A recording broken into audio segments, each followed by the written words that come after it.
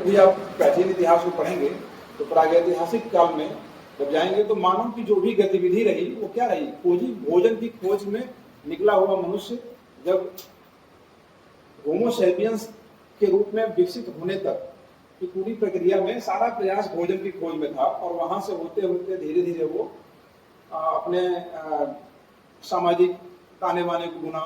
सामाजिक ताने बाने को ढूंढने के साथ साथ वह उन सुरक्षित माहौल को बनाए रखने के लिए उसने तमाम तरह की संस्थाओं को डेवलप किया, जिसमें कि परिवार नाम की संस्था आई, जिसमें फिर वो ग्राम आया, जिसमें वो कुल आए, ये तमाम परंपराएं आई। तो ये होते होते बड़े बड़े राज्य आ गए और बड़े बड़े राज्य को चलाने के लिए एक शासन व्यवस्था आ गई। शासन व्यवस्था को बेहतर चलाने के लिए उसमें कार्यपालिका, न्यायपालिका, विधायिका, ये तमाम तरह के मनुष्य ने वह टूल्स डेवलप किए जिससे कि उनका जीवन बेहतर हो सके। ये पूरी यही तो इतिहास है। इतिहास में हम मानव के विकास की वह परंपरा जो है उसका हम साक्षीगत जो है सब्जेक्टिव स्टडी करते हैं। मैंने शब्द प्रयोग किया कि सब्जेक्टिव स्टडी। हिस्ट्री जो है वो ऑब्जेक्टिव स्टडी नहीं होती। उसकी ऑब्जेक्टिव आप लोग रटते हो कि अकबर जो है किसके लड़के थे, ये ऑब्जेक्टिव हिस्ट्री नहीं है, तो तथ्य है, फैक्ट है। हिस्ट्री हमेशा सब्जेक्टिव होती है क्योंकि पुरानी घटनाएं जो घट चुकी होती हैं उसका हम अध्ययन करते हैं और वह अपने साथ कुछ साक्ष्य छोड़ गए होते हैं। पढ़ते हो ना आप लोग, पुरातात्विक साक्ष्य यह है, साहित्यिक साक्ष्य यह है। तो ये साक्ष्यों के आधार पर एक व्यक्ति जो अपने को समझता है कि उसको इतिहास बोध है, वह उन साक्ष्यों से एक कहानी रचता है, एक कथा को जन्म देता है, एक घटना को एक दस्तावेजीकरण करता है और वो दावा करता है कि यह जो हमारा जो निष्कर्ष है वह इतिहास है उस घटना विशेष का। लेकिन आप जानेंगे कि जो पुरानी घटनाएं घटती हैं वो सारे साक्ष्य हमें मिल जाते हैं, संभव नहीं है कि सारे साक्ष्य मिले। तो जो व्यक्ति उसको लिखता है, दस्तावेजीकरण करता है, उसका अपना जो विचार है, उसका अपना जो स्कूलिंग है, उसकी अपनी जो सोसाइटी है, उसके हिसाब से उस इतिहास को लिखता है। इसलिए इतिहास बहुत क्रूर विषय है। इसमें आप कोई निर्णय पहुंचने के पहले विभिन्न आयामों को समझें और आज के दौर में बहुत जरूरी है। हमारे कल की घटना भी आज हमारे लिए इतिहास है, जो कल घटना घटती है वो भी हमारे लिए इतिहास है। आज के नेटिजन के दौर में जब हम पूरे दुनिया में उन रुझानों को देखते समझते ही हम किसी निष्कर्ष पे पहुंच सकते हैं। और निष्कर्ष जो है हमेशा आपका अपना होगा, वो सब्जेक्टिव होगा, ऑब्जेक्टिव नहीं होगा। इतिहास की पहली हमारी जो आपके प्रति जो शिक्षा है वो यही है कि इतिहास के किसी फैक्ट को एकदम तथ्य मानते हुए उस पर प्रतिक्रिया न दें, उस पर और अध्ययन करें, शोध करें। विभिन्न दूसरे जो स्कूल हैं उनके द्वारा जो बातें कही जाती हैं, स्कूल मतलब समझ रहे हैं, इतिहास में बहुत सी धाराएं परंपराएं हैं, उनके बहुत सी किताबें हैं, बहुत से उनके जो अनुसंधानकर्ता हैं, उन अनुसंधानकर्ताओं के भारत के संदर्भ में देखें तो ICHR है, Indian council of historical research, जो कि उस दावे को पुष्ट करता है। जब पुष्ट कर दे कोई दावा और आपके व्याख्यानकर्ता जो है, आपके प्रोफेसर जो हैं, उनके माध्यम से वो बात आपके सामने जाती है तो वो इतिहास है, वरना वो गप है, वो अफवाह है। और उस अफवाहों से समाज में शांति फैलती है और आपका जो सामाजिक ताना बाना है वो कमजोर होता है। तो ये तो रही हमारी इतिहास की समझ कि मैं इतिहास बताना चाहता था क्या है। इतिहास बताने के पीछे था कि इतिहास को ऊपर कर क्या रहा है। वो कर ये रहा है कि मानव की जो जितनी विकास में जो उसकी अभिरुचियां हैं, जो उसकी जो प्रवृत्तियां हैं, उन प्रवृत्तियों में जो जो परिवर्तन वो अपने आवश्यकता अनुसार कर रहा है, उसी का अध्ययन इतिहास है। उसी का तो है अध्ययन, मानव के गतिविधियों का अध्ययन करता है इतिहास है। और प्रशासन विषय था सिविल सेवा में। सिविल सेवा क्या है? तो सिविल सेवा किस पे होती है? मनुष्य को होती है। सिविल सेवा बेहतर कब होगी? कौन व्यक्ति कर पाएगा? जब मानव की इन्हीं अभिरुचियों का वो बेहतर ढंग से समझ रखता हो, उन परिस्थितियों के बारे में वो समझ सके और उन परिस्थितियों से जो उस समय के मनुष्य ने, उस समय की राज्य व्यवस्था ने, उस समय की सैन्य व्यवस्था ने, उस समय की आर्थिक संस्थाओं ने या धार्मिक जो परंपरा वाली जो संस्थाएं हैं जो निर्णय ली हैं, उसके प्रति जो प्रतिक्रियाएं हुई हैं, उसका जो प्रभाव हुआ है, उसका अध्ययन अगर हम पहले कर लेते हैं तो सिविल सेवा में हम बेहतर सिविल सेवक के रूप में अपने दायित्व का निर्वाह कर पाते हैं। ये इतिहास बोध है। इतिहास की समझ से आप प्रशासन में बेहतर काम कर सकते हो। अब हम आते हैं कि ये प्रशासन जो सिविल सेवा क्या है। सिविल सेवा में जो विद्यार्थी होता है, अभी जो आप लोग जिस एज में हैं, उसको लेके बहुत तरह के सपने होते हैं, बहुत तरह के मिथक भी होते हैं कि सिविल सेवा एक ऐसी सेवा है जिसमें कि बहुत टफ है, बहुत मुश्किल है जाना, बहुत मेहनत करना पड़ता है या बहुत लक से हो जाता है। तमाम तरह की भ्रांतियां होती हैं, या बहुत लोग बहुत हल्के में मान लेते हैं कि बहुत आसान है, फलाना जो है हमारे गांव का बगल वाला ये हो गया वो हो गया। बहुत तरह की भ्रांतियों से हम परिचित हैं इलाहाबाद में तैयारी के दौरान। तो सिविल सेवा प्रशासन जो है उसको बताने के पहले उसकी छोटी सी भूमिका बता दें, क्योंकि आपको उसके प्रति आकर्षण जो होगा उसके बाद ही होगा। तो राज्य, कोई राज्य होता है, राज्य जो बनता है वो मूलतः 4 पिलर्स होते हैं राज्य के। एक होता है कोई भूभाग होगा, राज्य मतलब स्टेट नहीं है, यहाँ पे ये प्रांत नहीं है, राज्य मतलब एक देश। राजनीति विज्ञान की भाषा में राज्य मतलब देश होता है, प्रांत नहीं होता है। तो स्टेट जो होता है वो क्या है, जिसका एक भूभाग हो, उस भूभाग में कोई जनता रह रही हो, मनुष्य लोग रह रहे हो, आदमी रह रहे हो, फिर उस पे एक चुनी हुई या अचुनी हुई या किसी भी व्यवस्था से कोई सरकार हो, और उस सरकार क्या हो, संप्रभु हो, उसको अपने राज्य को चलाने के लिए उसकी शक्ति उसके पास नहीं हो, दूसरे देश के द्वारा वो न चलता हो, उसकी नीतियां उस देश के उस भूभाग में रहने वाले लोगों के हित में या जिस रूप में उसको परिवर्तन करने के लिए वो क्रियाशील हो, तो राज्य होता है। अब राज्य के पूरे इतिहास में जाके सीधे आते हैं कि राज्य में कोई सरकार होती है, सरकार अपना काम कैसे करती है, उसी मानव जो समाज वहां रहता है उसके विकास के लिए, या अब बहुत बड़ी व्यापक संरचना है। कहीं मान लीजिए तालिबान का शासन है, तो तालिबानी सरकार क्या कर रही होगी, तो हो सकता है कि अपने धार्मिक जो उसकी जो सोच है उस धार्मिक सोच को वहां स्थापित करना चाहती हो। कहीं साम्यवादी सरकार है, तो साम्यवादी सरकार क्या करेगी कि अपने जो संसाधनों पर नियंत्रण की जो उसकी अपनी नीति है उसके हिसाब से वो नीतियां निर्धारित करेगी।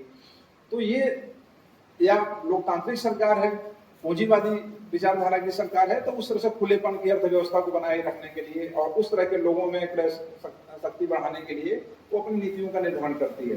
ये सारी बातें करते हुए हम भारत पे आते हैं। भारत राज्य है क्योंकि भारत वो चारों जो शर्तें हैं वो पूरा करता है। उसमें एक चुनी हुई सरकार है, एक वहां पे जनसमूह है, वहां पे एक बड़ा भूभाग है और वो संप्रभु है। हम अपने काम को करने में किसी दूसरे देश से कोई हम हस्तक्षेप स्वीकार नहीं करते, हम स्वतंत्र रूप में अपनी नीतियां निर्धारित करते हैं अपने लोगों के लिए। अब ये जो चुनी हुई सरकार है वो कैसे काम करती है, सरकार जो है अपना काम कैसे करती है, तो उसके लिए एक विधायिका है जो कि नीति निर्धारण करती है, एक कार्यपालिका है जो कि उन नीतियों का क्रियान्वयन करती है, नीतियों का क्रियान्वयन करती है। अब यहीं पे समझने की बात है कि जो विधायिका द्वारा जो निर्णय लिए जाते हैं वह कार्यपालिका द्वारा क्या किए जाते हैं, क्रियान्वित किए जाते हैं। अब कार्यपालिका के क्रियान्वयन में आप लोग विषयों को हमेशा मिला के पढ़िए, 2, 3, 4 विषयों को जब मिला के पढ़ेंगे तो भारत में संसदीय लोकतंत्र है, संसदीय गणतंत्र व्यवस्था है, जिसमें कि संविधान एक बनाया गया है। उस संविधान से निश्चित जो हमारे जो शक्तियां हैं वो विभिन्न तरीके से आपस में एक दूसरे के साथ सामंजस्य बना के काम करती हैं। तो ऐसे में देखेंगे कि जो कार्यपालिका शक्ति है वो, आप लोग संविधान भी पढ़ते होंगे, राजनीति विज्ञान के विद्यार्थी होंगे, या नहीं भी होंगे तो भविष्य में जब जीएस पढ़ेंगे तो इतिहास पढ़िए, तो संविधान भी पढ़िए, राजनीति विज्ञान भी पढ़िए, क्योंकि दोनों का बिना पढ़े समझ, अगर राजनीति विज्ञान नहीं पढ़ते हैं तो भी संविधान जरूर पढ़ लीजिए। तो देखेंगे कि भारत में जो कार्यपालिका है किसमें निहित है, 2 रूपों में हो जाती है, संघ और राज्य। संघ की कार्यपालिका शक्ति किसमें निहित है, राष्ट्रपति में निहित है। अनुच्छेद 53 आप पढ़ेंगे जब संविधान का, तो उसमें राष्ट्रपति में समस्त कार्यपालिका शक्ति निहित है, और उस कार्यपालिका शक्ति को स्वयं करता है या अपने द्वारा नियुक्त अधिकारियों के माध्यम से कराता है। तो वही हाल राज्य में है। राज्य में जो हमारा मतलब उत्तर प्रदेश है या बिहार है, इस तरह के जो राज्य हमारे हैं, यहाँ राज्य का मतलब देश नहीं है, यहाँ राज्य मतलब प्रांत है। तो यहाँ भी एक कार्यपालिका राज्यपाल में निहित होती है, और राज्यपाल, ये अनुच्छेद 154 आप लोग पढ़ेंगे उसमें मिलेगा, राज्यपाल जो है अपने कार्यपालिका शक्ति का प्रयोग स्वयं करता है। कभी कभी देखेंगे राज्यपाल खुद एक्टिव हो जाता है, और कभी क्या करता है कि वह अपने प्रशासनिक ढांचे से वो कार्य कराता है। जैसे अब अपने राज्य में आते हैं तो हमारे यहाँ एक राज्य की चुनी हुई सरकार है जो कि संघ के अधीन है, और वो अपने निवास में, अपने मतलब राज्य के भूभाग में रहने वाले लोगों के हित में तमाम तरह के काम करती है। उसके लिए वो कार्यपालिका का एक ढांचा जो कि मंत्रियों के अधीन होता है, चुने हुए जो हमारे जो प्रतिनिधि जाते हैं उसमें जिसकी सरकार बनती है उसके मंत्री होते हैं, और मंत्रियों के अधीन होता है जो सचिवालय प्रशासन है, और एक होता है विभागों के अधीन, विभागाध्यक्ष होते हैं जैसे निदेशक होते हैं, और उसके अधीन विभिन्न प्रकार के अधिकारियों का एक पूरा ढांचा होता है। वो ढांचा एग्जीक्यूट करता है, जो पॉलिसी बनाई जाती है उसको एग्जीक्यूट करता है। अब आपको यही समझना है कि आप सिविल सेवा में कैसे जाते हैं, दो रूपों में जाते हैं। अगर अखिल भारतीय प्रशासनिक सेवा में जाते हैं जिसमें आईएएस होते हैं, आईपीएस होते हैं, आईएफएस होते हैं, ये जो सर्विसेज हैं अखिल भारतीय सेवा है, तो वो राज्यों में भी आते हैं, और जो नीति बनती है, निर्णय जो लिए जाते हैं, वहां पे सचिवालय प्रशासन के साथ आपका एक काम वहां होता है जो बहुत उच्च स्तर का काम होता है, जो कि नीति बनाने में सहयोग करता है।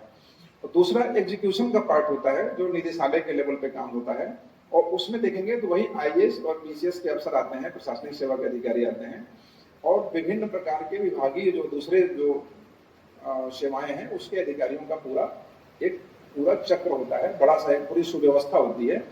ये पूरी सुव्यवस्था सिविल सेवा की व्यवस्था होती है, जिसको हम बोलते हैं प्रशासनिक सेवा, प्रशासन। अब यह प्रशासन कैसे वर्क करता है तो देखेंगे, तो सुविधा के लिए अब वही इतिहास को कोरिलेट करिए।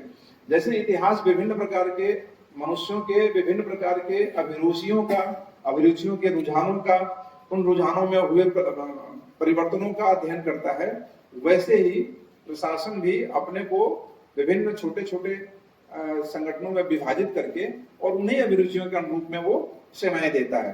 जैसे कि प्रशासन की आवश्यकता है तो प्रशासनिक सेवा, जैसे शिक्षा की आवश्यकता है तो शैक्षणिक जो सेवा है, जैसे कि रेवेन्यू की जरूरत है, जमीन से संबंधित मामले तो रेवेन्यू सर्विसेज हो जाएगा, जैसे सुरक्षा की जरूरत है तो पुलिस सर्विसेज हो जाएगा, जैसे एक्सटर्नल सिक्योरिटी की जरूरत है तो सैन्य सेवा हो जाएगा, उसी तरह से गांव में डेवलपमेंट की जरूरत है तो वहाँ पे खंड विकास से संबंधित सेवाएं होती हैं, ग्राम्य विकास की सेवाएं होती हैं, जो फाइनेंस से संबंधित मामला होता है जो फाइनेंशियल सर्विसेज होते हैं। जैसे मैं एज अ फाइनेंशियल सर्वेंट आपके सामने हूँ, पीसीएस लोक सेवा आयोग द्वारा जो पीसीएस की परीक्षा होती है, सम्मिलित राज्य प्रवर अधीनस्थ सेवा परीक्षा, उसमें बहुत से पद आते हैं। उसमें एक प्रशासनिक सेवा के रूप में एसडीएम, आपको जानते होंगे, एसडीएम डिप्टी कलेक्टर होते हैं। उसके बाद उसी में पुलिस सेवा के अधिकारी होते हैं जो पीपीएस होते हैं, कमर्शियल पुलिस सर्विसेज के अधिकारी होते हैं। उसी तरह से फाइनेंस एंड अकाउंट सर्विस के अफसर होते हैं जो फाइनेंस के मैंने राजकोष पे नियंत्रण रखते हैं, सरकार के जितने भी पैसे हैं वो गलत तरीके से न व्यय हो जाए, फाइनेंशियल प्रोप्राइटीज का ध्यान रखते हैं, तो वो ये सेवा है। उसी तरह अगर उसमें कोई सामग्री रखी है तो लोग उसको ले लेके भागने लगते हैं ना, वहां पे हमको क्या लगाना पड़ता है, पुलिस लगानी पड़ती है। तो और पहले की बात है, उस समय लोगों की क्या टेंडेंसी रही थी, कितना उनके आर्थिक संसाधन थे, कितना वो बेहतर तरीके से सिविक सेंस डेवलप कर पाए थे। ऐसे में उसने उस मुद्रा के प्रचलन पे, जहां पे उन टकसालों पे जहां से वो छपाई होती थी और जैसे नियंत्रण करना चाहिए था, उस पर वो वर्क नहीं किया। वो ये मान के बैठ गया कि लोग बहुत अच्छे हैं और लोग जो है बिना विशेष व्यवस्था के ही इस क्रांतिकारी योजना को स्वीकार कर लेंगे। और क्या हुआ उसके परिणाम जानते क्या हुआ? वो जो मुद्रा थी, उस मुद्रा को लोगों ने कन्वर्ट कर लिया, अच्छे जो मेन सोने चांदी की मुद्राएं थे उनसे कन्वर्ट कर लिया, और मुद्रा योजना टोटली धराशायी हो गई और बहुत नुकसान हुआ, खजाना खाली हो गया पूरा उसको, क्योंकि उसने दावा किया था तो जिन जिन लोगों ने डिमांड किया उनको देना पड़ा, तो उससे बहुत नुकसान हुआ। तो इससे हम क्या सीखते हैं, इतिहास से हम क्या सीखते हैं?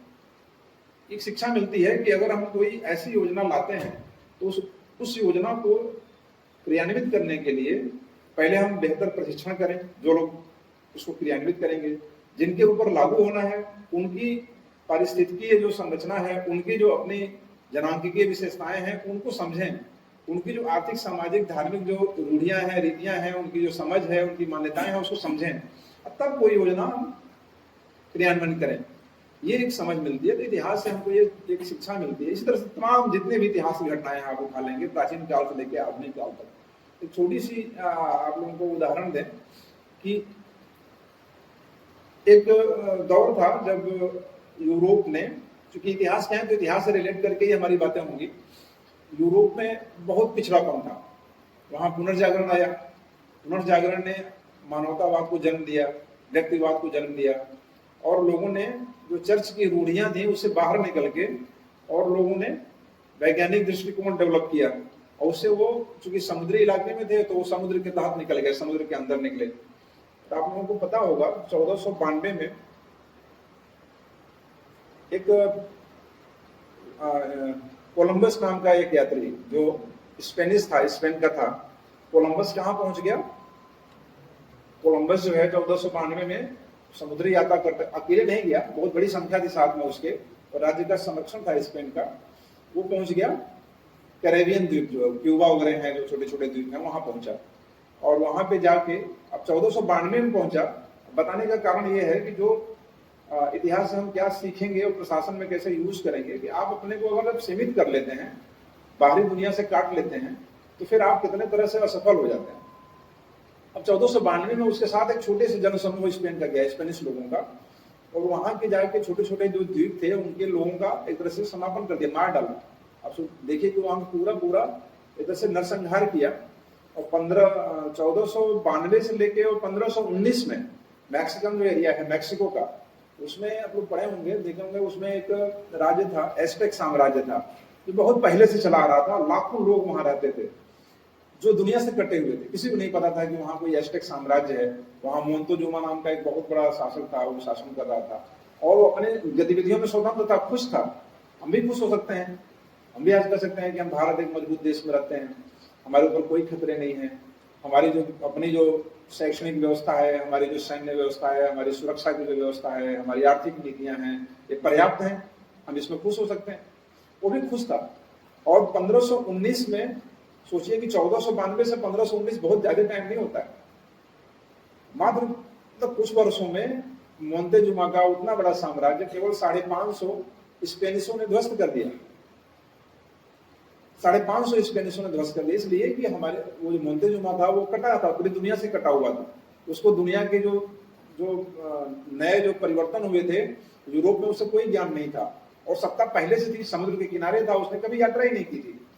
और वहां से जाके और पूरा इनका साम्राज्य जो आपका कोलंबियन, पेरू, ये सब जो इलाके हैं जो दक्षिण अमेरिका के, वहां पे पूरा स्पेनिशों का राज हो गया। मात्र 50 वर्षों के अंदर पूरा स्पेनिश राज हो गया। आज स्पेनिश बोली जाती है, अगर आप जाएंगे वहां पे तो ब्राजील में पुर्तगाली, और शेष पूरे दक्षिण अमेरिका में स्पेनिश बोली जाती है, क्योंकि स्पेन के अधीन चले गए वो। कहने का मतलब ये था कि इतिहास से हमें एक शिक्षा मिलती है कि हम अपने ही प्रवृत्तियों को, अपने ही समझ को, अपने ही अगर ज्ञान को या अपने ही उपलब्धियों को सर्वोच्च मान के जब हम बैठ जाते हैं तो हम दुनिया से कट जाते हैं। तो हमें अपने को खोल के रखना है, ओपन अप करिए, पूरी दुनिया से जुड़िए, अच्छी चीजों को एक्सेप्ट करिए, और जो हमारी अपनी कमजोरियां हैं उस पर काम करिए, चाहे वो एज ए स्टूडेंट, चाहे एज ए वो सिविल सर्वेंट, या एक सिविक सेंस वाला एक नागरिक। हर जगह हमें सुधार की आवश्यकता है, और ग्लोबलाइज्ड वर्ल्ड में हमें उनसे जो भी अच्छी प्रवृत्तियां डेवलप हुई हैं उसको लेते हुए, और अपने मूल जो हमारे हैं, हमारे जो मौलिक, हमारी जो मूल परंपरा है वो खराब नहीं है, उसमें विसंगतियां आ गई हैं, तो अपने मूल को बिना छोड़े, जो उत्तर आधुनिकता है, पोस्ट मॉडर्नाइजेशन है, वो क्या है कि अपने मूल को बिना छोड़े हम जब नई टेक्नोलॉजी का उपयोग करते हुए साइंटिफिक टेम्पर डेवलप करते हैं तो वो हम उत्तर आधुनिक कहलाते हैं।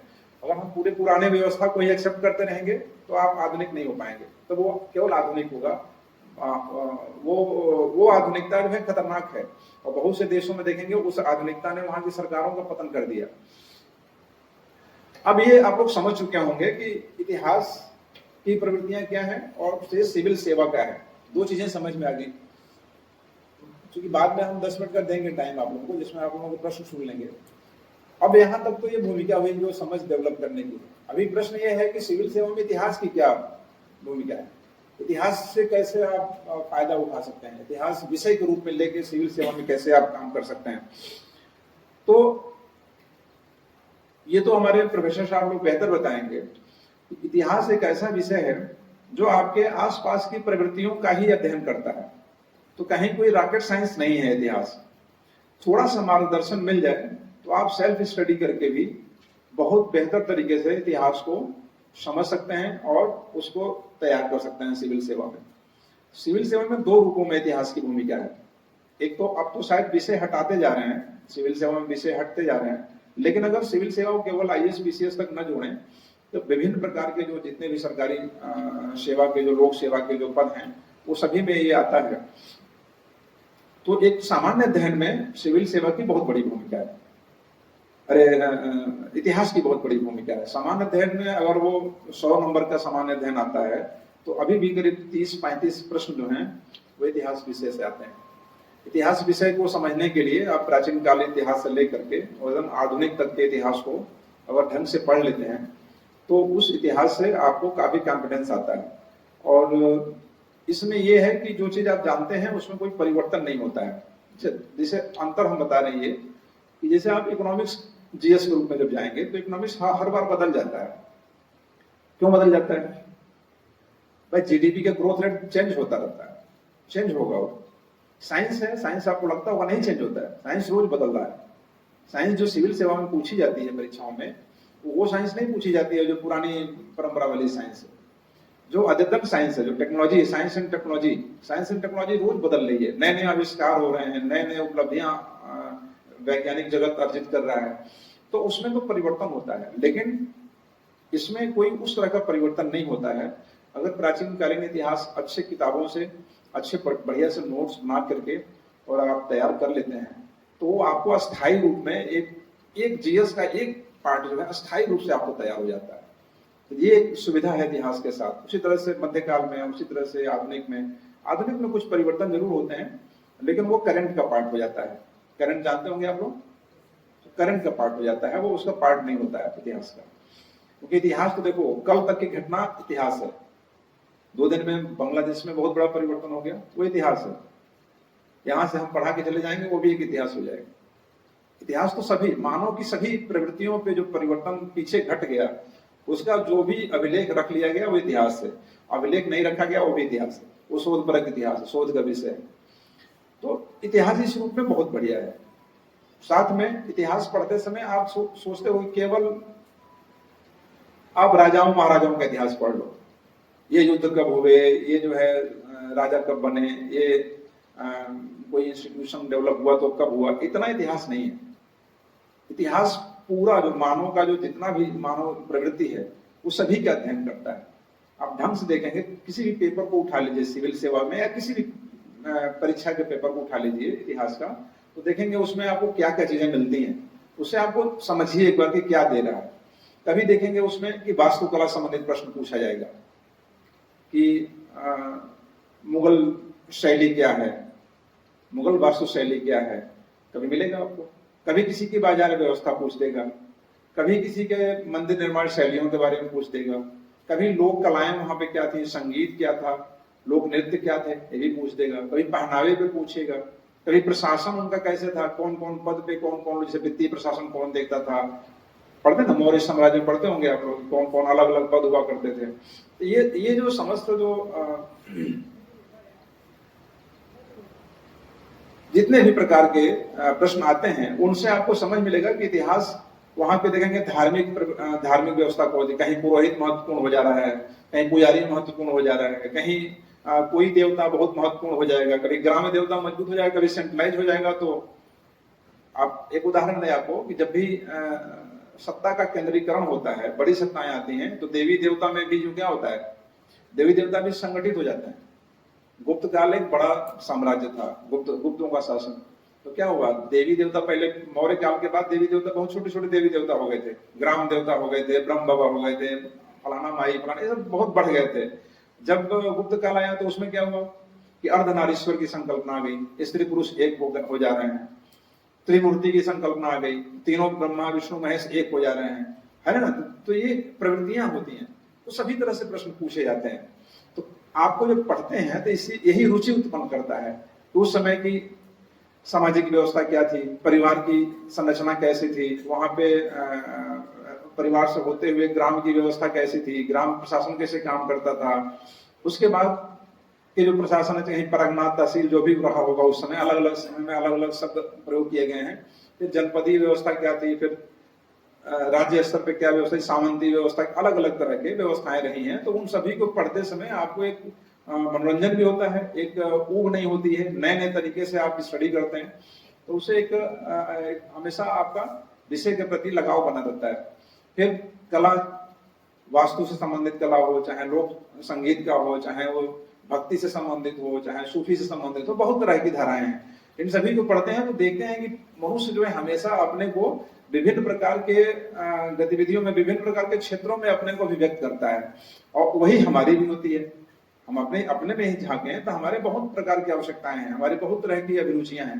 कभी हम खेलना पसंद करते हैं, कभी हम पढ़ना पसंद करते हैं, कभी घूमना पसंद करते हैं, कभी हम सिविल सेवा के लिए बहुत ज्यादा हो जाते हैं एक्टिव और दिन भर बैठ के पढ़ते हैं। तो ये आप देखें, कभी हम खींच उत्पन्न करते हैं प्रशासनिक व्यवस्था पे, कभी शैक्षणिक व्यवस्था पे, ये सुविधाएं नहीं है, वो सुविधाएं नहीं है। तो ये जितने भी प्रकार की प्रवृत्तियां हैं उसमें जो रिएक्शंस होते हैं, उन रिएक्शंस का क्या प्रभाव पड़ता है मानव समाज पे और राज्य पे, वहां की व्यवस्था पे, उसी का अध्ययन इतिहास करता है। और उसको अगर समग्र में अगर आप एक साथ मिला के पढ़ते हैं तो इतिहास को बेहतर तरीके से समझ पाएंगे। ठीक है, इतिहास को तभी बेहतर तरीके से समझ पाएंगे। अब इतिहास को सिविल सेवा में पढ़ने के क्या तरीके हैं, मैं अपना बताऊं। मैंने जो पढ़ाई किया था, क्योंकि मैं आपको बताऊं कि मैं बहुत जिद्दी टाइप पढ़ाई हिस्ट्री का स्टूडेंट था नहीं, हिस्ट्री मैंने कभी नहीं पढ़ी थी। साइंस से स्टूडेंट था, साइंस से मैं आया था तो अर्थशास्त्र में आया था, इकोनॉमिक्स ज्योग्राफी में आया था। हम प्रतिक्रिया में ले लिए थे हिस्ट्री। तो प्रतिक्रिया में जब कोई चीज ली जाती है तो प्रतिक्रिया बहुत तीव्र होती है। तो मुझे था कि उन सारे फैक्ट्स को जानना है जिन फैक्ट्स से भ्रांतियां उत्पन्न होती हैं। गांधी जी के बारे में जानना है। गांधी जी के बारे में गांव प्रचलन था कि गांधी जी ने देश का विभाजन कर दिया, गांधी जी तमाम समस्याओं के जन्मदाता हैं, ऐसी भ्रांतियां थी। जब मैंने पढ़ा तो मुझे लगा कि कितनी बड़ी भ्रांति है, गांधी को बिना पढ़े ही गांधी के बारे में निर्णय ले रहे हैं। किसी व्यक्ति को, जो हमारे राजनेता रहे हैं, जो हमारे स्वतंत्रता संग्राम सेनानी रहे हैं, या कोई भी शासक रहा है, उसके बारे में बिना ठीक से जाने हम प्रतिक्रिया देते हैं और वो कितना गलत देते हैं, ये हमको शिक्षा देता है इतिहास। तो जब आप ढंग से जब पढ़ते हैं तो एक तो इतिहास की समझ डेवलप होती है। तो एक तो आपको इतिहास की समझ डेवलप करनी होगी, वो काम आता है मैथ्स की परीक्षाओं में। जैसे एक प्रश्न है कि महाराणा प्रताप की राष्ट्रभक्ति उनका सबसे बड़ा राष्ट्रद्रोह है, अब कहा जाए कि व्याख्या कीजिए। बड़ा सिंपल सा प्रश्न है कि महाराणा प्रताप, जानते होंगे आप लोग, महाराणा प्रताप मेवाड़ के राजा थे उस समय महान अकबर शासक थे, तो बहुत महान शासक थे। अकबर और महाराणा प्रताप का के झगड़े हुए, दुश्मनी हुई, उनके युद्ध हुए। अब महाराणा प्रताप अकबर के साम्राज्य विस्तार में बाधक थे, बहुत बड़ा बाधक था। अकबर का एक राष्ट्रीय चरित्र का एक शासन था। अगर महाराणा प्रताप उनके साथ चले गए होते तो शायद कहीं बेहतर अकबर का राज्य हुआ होता, और वो अपने संसाधन को जो बर्बाद कर रहा था उनसे लड़ने में, वो नहीं करता। एक धारणा है, इसी के हिसाब से वो कहा गया कि महाराणा प्रताप की जो राष्ट्र प्रेम था वही उनका राष्ट्रद्रोह था। ये एक कॉन्सेप्ट है। दूसरा भी कॉन्सेप्ट हो सकता है, ये कहा इसलिए गया कि अकबर को राष्ट्रीय नेता, राष्ट्रीय शासक मान लिया गया। अगर आप नहीं माने, क्योंकि उस समय कोई देश का शासक तो था नहीं कोई, अकबर भी एक क्षेत्र का शासक था, वैसे देश भर में करीब 40-50 शासक थे। तो अपने अपने क्षेत्रों में अपने अपने शासितों पे शासन करने का अधिकार सबको था। उसी के तहत महाराणा प्रताप भी शासन कर रहे थे। तो ये जो कथन था वो पूर्णतः सत्य नहीं है, क्योंकि अपने अपने कमिटमेंट अपने राज्य के प्रति जो था उसको दोनों निभा रहे थे। अकबर को जो गुजरात के आसपास का जो समुद्री क्षेत्र है वहां पे नियंत्रण चाहिए था, वहां से होते हुए अपने आर्थिक साम्राज्य को बढ़ा सकता था। उसमें महाराणा प्रताप बाधक थे, इसलिए उसको जीतना था। महाराणा प्रताप की अपनी जो कमिटमेंट था वो अपने राज्य के प्रति था। इस आधार पर वो कथन गलत है। तो अलग अलग मैंने विषय के प्रति समझ आपको जब होती है तो बेहतर समझते हैं। एक तो तकनीक है कि आप इतिहास के बोध को डेवलप करें। बोध को डेवलप करेंगे अच्छे पुस्तकों से, अच्छे व्याख्यानों से, जो आपके अनुभवी जो व्याख्यानदाता हैं, प्रोफेसर हैं, उनके साथ बातचीत करके अच्छे ग्रुप बना के, अच्छा ग्रुप बनाइए, पॉजिटिव वे में जो थिंकिंग करते हैं उनका ग्रुप बनाइए, और आपस में डिस्कशन से हिस्ट्री बहुत याद होती है। हम लोग करीब 6-7 लड़के मिलके एक ग्रुप बनाए थे, और वो ग्रुप इतना सफल हुआ कि सारे सफल हुए, सारे, कोई असफल नहीं हुआ, सारे अच्छे पदों पे गए। तो इस तरह से इतिहास बहुत डेवलप होता है। दूसरा, इतिहास फाइनली है तो फैक्ट का, फैक्ट बहुत होते हैं इतिहास में, तो फैक्ट को याद करना पड़ेगा। हम ये केवल आपसे कह के चले जाएं कि इतिहास केवल आप व्याख्या कर दीजिए तो आपको, या इतिहास के बोध को बता दीजिए तो आपको नंबर मिल जाएंगे, तो नहीं हो पाएगा। इतिहास के बोध को बताने के लिए, जैसे इस बिल्डिंग को बनाने के लिए आप देखेंगे ईंटे की जरूरत पड़ी है, तमाम तरह के जो लोहे की सरिया की जरूरत पड़ी है, सीमेंट की जरूरत पड़ी है, तमाम तरह के दूसरे संसाधन लगे हैं, तब यह स्वरूप आया है। वैसे ही स्वरूप आएगा जब हम विभिन्न प्रकार के फैक्ट्स को याद करते हैं, और उन फैक्ट्स के माध्यम से जिस बात को कहना चाहते हैं उस बात को कह देते हैं। समझ रहे हैं? ये बहुत जरूरी है कि फैक्ट्स याद करें। अभी आप लोग बीए में हो ना, बीए में हो आप लोग। अब आप लोगों को अगर हम टेक्निक बताएं कि हिस्ट्री को कैसे, हम हिस्ट्री के बहुत ज्यादा फैक्ट हैं, हिस्ट्री इतना ज्यादा फैक्ट है कि हिस्ट्री को याद करना कठिन है, बहुत ज्यादा है, किसी विषय में इतने फैक्ट नहीं है। तो अलग अलग तरीके से आप अपना 60 जो है समीकरण बना लीजिए, उसके माध्यम से याद करिए, तो आपको आसानी से याद हो जाता है। इतिहास को, फैक्ट्स को याद करने का एक वो भी तरीका है। दूसरा है कि आप वन लाइनर क्वेश्चन जो हैं सभी चैप्टर्स के, कुछ जो बेस बनते हैं उसको आप याद करते हैं। अभी से सिविल की तैयारी करते हैं, समझ लीजिए कि अभी से हमको 1 घंटा वन लाइनर याद करना है। तो वन लाइनर मतलब समझते हैं, फैक्ट, एक लाइन का फैक्ट जो कि ऑब्जेक्टिव है, सब्जेक्टिव नहीं है। अभी से याद करना शुरू कर दीजिए। जो आपको जो कंपटीशन के दौर में, देखिए ये व्याख्यान के माध्यम से बात कहना हमको उचित नहीं है, क्योंकि मेरा ये लेवल नहीं कि मैं कहूं कि आप लोग रटिए, लेकिन इतिहास के लिए वो जरूरी है, उसके बिना हो नहीं पाएगा। तो रटने का कई तरीका है, कभी आप समझ के रटिए, कभी आप ऐसे ही रट डालिए, याद कर लीजिए, बार बार पढ़िए, उसको याद हो जाएगा। तो उससे क्या होगा कि आपको इतिहास का जो फैक्ट है ना, वो आपके दिमाग में बन जाएगा। और जो इतिहास के फैक्ट हैं वो आपको कॉन्फिडेंस देता है, लिखने में आपको हल्का करेगा, अच्छा फील कराएगा, क्योंकि आपको फैक्ट है तो लिख लोगे। मैं आपको एक उदाहरण दूं, अपना उदाहरण देता हूं। सिविल सेवा में हमारी बहुत अच्छी, मैं इतिहास बहुत बढ़िया लिखता हूं। तो एक बार एक ऐसा प्रश्न आया, मैंने तय किया कि इस बार मैं वो प्रश्न लिखूंगा जिसके बारे में मैं नहीं जानता हूं, ज्यादा बहुत अच्छा नहीं लिख पाता हूं। तो उसमें क्या था कि मेरे पास फैक्ट्स कम थे, तो मैंने उसको कम लिखा, और इतिहास बोध को उसमें बहुत बेहतर तरीके से, इतिहास के बोध को, इतिहास की जो समझ है ना, वो उसको उसमें लाया। और उससे मैंने जब नंबर्स आए उस बार, क्योंकि मैं सेलेक्ट हो गया था, तो मैं खूब अपना प्रयास, अपना वो करता था, एक्सपेरिमेंट करता था। मैं पहले सेलेक्ट हो गया था, 2002 में ही मेरा सिलेक्शन हो गया था। 2000 में मेरी उम्र हुई थी, और 2002 में ही मेरा सिलेक्शन लोक सेवा आयोग से हो गया था, शुरू में ही हो गया था। तो वो पीसीएस जो लोअर पद होता है, जो बोले पीसीएस लाइट सेवा में, शुरू में ही हो गया था मेरा 2002 में ही। तो सिलेक्टेड थे, यही इलाहाबाद में तैयारी करते थे और वहीं जॉब भी करते थे। तो मैं एक्सपेरिमेंट करता था अपना, कि अगर फैक्ट कम है तो कैसे लिखें, फैक्ट ज्यादा है तो, फैक्ट ज्यादा होता है तो आप क्या करते हो, लिखते समय आप बहुत बड़ा कर देते हो आंसर को, बहुत बड़ा कर देते हो, विस्तार चला जाता है। तो दूसरे प्रश्नों पे आपका समय कम हो जाता है, और उससे क्या होता है कि वो आपका एक समस्या क्रिएट करता है कि आप मान लो 5 प्रश्न लिखना है और 3 प्रश्न बहुत बढ़िया लिखो और 2 प्रश्न आप एकदम खराब लिख दो, तो क्या मिलेगा, क्या मिलेगा?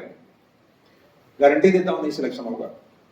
और 500 प्रश्न एवरेज लिखो, बराबर बराबर लिखो, सभी संतुलित हो, समय के अनुरूप, समय के साथ लिख दो, पूरा कर दो। लास्ट प्रश्न भी अंतिम ये ना लगे कि जांचने वाले को लिखे कि घसीट रहा है, एकदम बराबर बराबर 35-35 मिनट, 30-30 मिनट दे करके लिखा, तो उसमें बहुत बढ़िया नंबर मिलते हैं। ये टेक्निक है कि कैसे आप नंबर को प्राप्त करते हो। तो वन लाइनर याद करिए, कॉन्सेप्ट क्लियर करिए। बहुत से कॉन्सेप्ट हैं जो कि आपको क्लियर नहीं होते हैं। कॉन्सेप्ट क्लियर करने के लिए कोई तरीका है? कैसे कॉन्सेप्ट क्लियर होगा? पूरी सिविल सेवा में जाने के लिए कॉन्सेप्ट क्लियर होना चाहिए। कॉन्सेप्ट, बहुत तरह के कॉन्सेप्ट हैं, उसको क्लियर करने के लिए जरूरी है कि अच्छे बुक्स पढ़े जाएं। और आप लोग तो बहुत लकी हो कि आप लोग भी पढ़ रहे हो। जब पढ़ाई आपकी पूरी हो जाएगी तो कॉन्सेप्ट क्लियर करने के लिए कोई नहीं मिलेगा। जानते हैं, पड़ोस में वो लड़का मिलेगा जो खुद उसका कॉन्सेप्ट नहीं क्लियर है, तो अपने हिसाब से आपकी व्याख्या कर देगा। तभी तो आपके पास इतने योग्य काबिल प्रोफेसर हैं, उनके साथ आप कॉन्सेप्ट क्लियर कर लो, अभी कर लो। क्योंकि मैं जब बीए में था, ज्योग्राफी में, मैं अपना एक ऐसा हास्यास्पद उदाहरण दूं आपको कि मैं ज्योग्राफी का स्टूडेंट था, नया नया बना था, लैब में जाता था, वहां के प्रोफेसर लोग मुझे बहुत मानते थे। मैंने उनसे पूछा, प्रोफेसर शाही थे ज्योग्राफी के, मैं टीएनपीजी कॉलेज टांडा में पढ़ रहा था उस समय। तो मैंने उनसे पूछा कि सर ये बताइए कि जो ग्लोब होता है, ग्लोब में आप लोग भी आप समझिएगा एक स्टूडेंट की बुद्धि कैसे काम करती है और क्यों कॉन्सेप्ट जरूरी है क्लियर करना अपने टीचर्स के साथ, अपने प्रोफेसर के साथ। उन्होंने कहा सर ग्लोब है, गोल सा है ग्लोब, उसमें अक्षांश देशांतर के हिसाब से ऊपर नीचे हमको समझ में आता है। तो मान लीजिए कि जो उत्तरी ध्रुव के आसपास जो लोग रहते होंगे वो तो सीधा खड़े हैं, जो दक्षिणी ध्रुव के पास जो पब्लिक रहती होगी वो नीचे क्यों नहीं गिर जाती? ये बड़ा अजीब सा मेरे दिमाग में प्रश्न था कि जैसे ऐसे है ना, आप लोग है, ऑस्ट्रेलिया कहाँ है? आप लोग देखोगे तो ऑस्ट्रेलिया नीचे की तरफ लटका, दक्षिणी ध्रुव पे है। दक्षिणी ध्रुव पे है तो वो कैसे, मतलब जमीन ऐसे है तो इस जमीन पे कैसे खड़ा होगा? ऐसे खड़ा होगा। और नीचे जाएंगे तो ऐसे खड़ा होगा। तो खड़ा कैसे है वो नीचे क्यों नहीं गिर जाता? ये प्रश्न था स्टूडेंट के रूप में। अब आपको अपने मन में मैं प्रश्न छोड़ जा रहा हूं कि ऐसे तमाम देखिएगा कि ऐसे तमाम कॉन्सेप्ट होंगे जो आपके लिए पहेली होंगे। अभी ये समय है, यही समय है जो ग्रेजुएशन टाइम होता है, इसी टाइम में ये कॉन्सेप्ट खत्म हो जाने चाहिए, यानी क्लियरिटी आ जानी चाहिए। चाहे वो आरक्षण पे हो, चाहे वो कानून व्यवस्था पे हो, चाहे वो सिविक साइंस पे हो, चाहे हिस्ट्री इतिहास के लेखन पे हो, चाहे वो सिविल सेवा में आपके जाने पे हो। अभी जो है यही समय है। अगर इसके बाद अगर आपके अंदर कोई भ्रांति रह गई तो फिर आपको जो उसको क्लियर करने वाला जो व्यक्ति होगा ना, वो आप ही की तरह होगा। बात समझ रहे हैं? फिर वो ये मिलेंगे नहीं लोग। और जो आप सोचते हैं कोचिंग वगैरह से जान लेंगे, तो आपको बताऊं कोचिंग के बारे में। कोचिंग्स में जितने पढ़ाने वाले लोग होते हैं वो सब सिविल सेवा के असफल स्टूडेंट होते हैं। ये आज आप लोगों को बता दूं, सिविल सेवा के जितने भी असफल स्टूडेंट हैं जो कहीं किसी परीक्षा में नहीं होते हैं, वही कोचिंग पढ़ाते हैं। और वो आप लोगों को इतना बढ़िया वो बेवकूफ बनाने का पूरा उनके पास मटेरियल होता है। तो जो एकेडमिक लाइफ जो होती है ना, जो ये ग्रेजुएशन है, पोस्ट ग्रेजुएशन है या शोध है, इसमें जो हमारे जो शिक्षक होते हैं वो आपसे जुड़ते हैं। वो आपको वो चीज बता देंगे जो भविष्य में आपको नहीं मिलना है। और आप इंतजार कर रहे हो कि ये डिग्री ले लें, और डिग्री लेकर निकलें और बैठे इलाहाबाद में, दिल्ली में, लखनऊ में और 1 साल में निकाल ले जाएं। ये जो एक भ्रांति है हमारे मन में, अभी से हमको क्लियरिटी ले लेनी चाहिए। वह बच्चे बेहतर करते हैं जो शुरू में ही अपने एकेडमिक लाइफ में ही क्लियर कर लेते हैं कि हमको ये चीज करना है। हम अभी देखो, अभी आपकी जो उम्र है सबसे बेहतर समझ विकसित करने की उम्र है कि आप अपने बारे में मूल्यांकन कर सकते हो कि हम सिविल सेवक बन सकते हैं, या हम इंजीनियर बनेंगे, डॉक्टर बनेंगे, या हम अकुशल श्रमिक बनेंगे। सब कुछ आपके ऊपर है। तो ये इतिहास में भी आप देख सकते हैं, इतिहास में आपको मिलेगा, ये पूरा इतिहास में मिलेगा कि इतिहास बोध अगर आपके पास है तो आपको एक ज्ञान प्राप्त हो जाएगा कि जब भी चेंजेस होते हैं उस चेंजेस के हिसाब से एकेडमिक्स जो चेंजेस नहीं होते हैं तो आदमी बेरोजगार हो जाता है। संक्रमणीय बेरोजगारी बोलते हैं उसको। जब चेंजेस होंगे तो उस हिसाब से अगर आपने तकनीकी ज्ञान नहीं अर्जित किया है तो बेकार हो जाएंगे। तो अभी आपको तय करना होगा। इस रूप में इतिहास जो है आपको बहुत सीख दे सकता है। अगर मन से आप हिस्ट्री पढ़ रहे हैं तो बहुत अच्छी समझ डेवलप कर सकता है। अब मुझे लगता है कि मैंने अपनी बात कह रखी है। अगर आप लोगों को लगता है कि किसी विषय पे और मुझे फोकस करना चाहिए तो आप लोग बात कर सकते हो। पुरानी घटनाओं से बेहतर ढंग से परिस्थितियों का मूल्यांकन करके उस समय जो उस पर जो रिएक्शन हुए हैं उसका अध्ययन करके वह अपना कार्य बेहतर ढंग से कर सकता है, जिससे कि वह घटनाएं पुनः न घटे और उस तरह से हम असफल ना हो। जैसे पूर्व में इतिहास में हम देखे हैं कि लोग असफल हुए हैं, शासक असफल हुए हैं या नीतियां असफल हुई हैं। जैसे उदाहरण है, आप लोग इतिहास में पढ़ते होंगे, मध्यकाल में एक बहुत चर्चित शासक है मोहम्मद तुगलक। मोहम्मद तुगलक ने बहुत क्रांतिकारी नीतियां इजाद की जो बाद में सारी की सारी जो है सफल हुई हैं। उस समय नहीं सफल हुई। उसने सांकेतिक मुद्रा का प्रचलन किया। पहले जो मुद्रा होती थी वो सांकेतिक नहीं होती थी। पहले मुद्रा जो है वो मूल्य के बराबर होती थी। जितने मूल्य की मुद्रा है उतना मूल्य उसको गला दें अगर उस धातु को तो उतना मूल्य मिल जाता था। लेकिन ये बहुत कठिन प्रक्रिया थी। उस समय चल जाता था जब मुद्रा का बहुत ज्यादा प्रचलन नहीं था, बहुत ज्यादा चीजें आदान प्रदान के माध्यम से हो जाती थी। लेकिन उसने उस समय क्रांतिकारी विचार लाया कि हम इतना ज्यादा सोना और चांदी यूज करने के बजाय अगर हम सांकेतिक मुद्रा चला दें जो कि उस वैल्यूज को प्रतिनिधित्व करती हो तो ज्यादा बेहतर हम इकोनॉमी को अपना डेवलप कर सकते हैं। एक अच्छा है ना, आज जो मुद्रा हमारी चलती है जो रुपया है, वो रुपया क्या वो उस कागज की कीमत है उतनी। भाई 500 की नोट ले जाइए, 500 को नोट को दूसरे रुपए में बदल के 500 पा सकते हैं? नहीं पा सकते हैं। उस पर कोई व्यक्ति है जो यह अधिकार देता है आपको कि आप 500 रुपया लेने का हक देता है आपको, देता ना, सांकेतिक है। उसमें 500 रुपया छुपा नहीं है। 500 रुपए की मॉनेटरी वैल्यू उसमें है नहीं। केवल वो जो दावा करता है आरबीआई का गवर्नर और भारत सरकार के तरफ से, वो उसको अधिकार देता है 500 रुपए का। सारे लोग, जितने भी देश में जितने भी लोग हैं, सारे लोग अपने सारे मुद्राओं को एक साथ जाके बैंक में मांग लें तो जानते हैं क्या होगा? देश की इकोनॉमी जो है एकदम डैमेज हो जाएगी। उतना पैसा है नहीं, वो क्रेडिट जनरेट किया हुआ।